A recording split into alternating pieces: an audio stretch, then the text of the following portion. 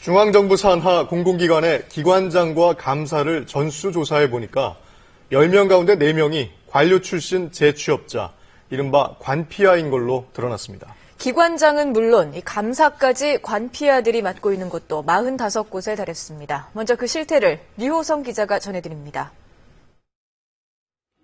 현재 중앙정부 산하에 있는 공공기관은 모두 304개 이릅니다.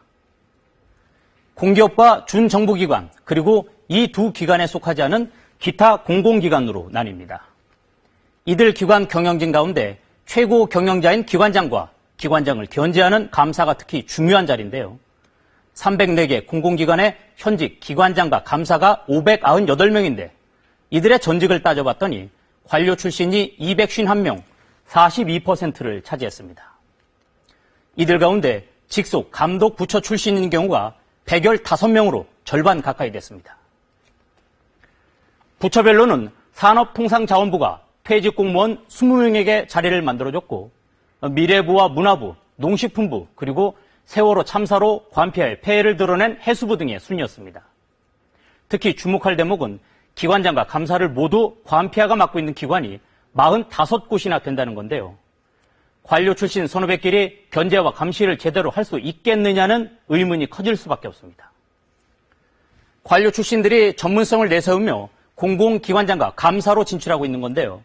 과연 그에 걸맞는 경영 성과를 내고 있을까요? 정인성 기자가 취재했습니다. 산업통상자원부 산하기관인 한국산업기술시험원입니다. 공공기관 경영평가에서 2년 연속 낙제에 해당하는 D등급을 받았고 정부는 기관장 해임을 건의했습니다. 산업부 전신인 지식경제부 출신 원장과 감사를 포함해 이사진 14명 가운데 10명이 관료 출신입니다. 해양수산부 산하기관인 울산항만공사는 가장 낮은 2등급이 매겨져 기관장 해임 건의를 받게 됐습니다. 이곳 역시 해수부 출신 사장을 비롯해 이사진 60%가 관료 출신으로 채워졌습니다.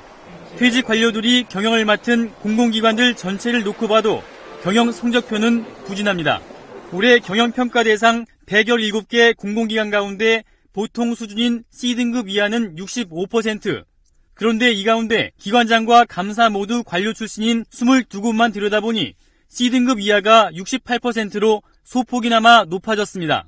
관료들이 자신들의 전문성이 높다고 주장하면서 산하 공공기관들의 수장이나 임원들을 채우고 있었으나 이번 경영 성적 평가 결과 그들의 주장이 설득력이 없다는 것을 갖가지 유착으로 인한 폐해와 함께 관료 출신들의 경영 능력 부실까지 도마에 오르면서 이른바 관피아 방지법 제정이 더욱 힘을 받게 될 것으로 보입니다.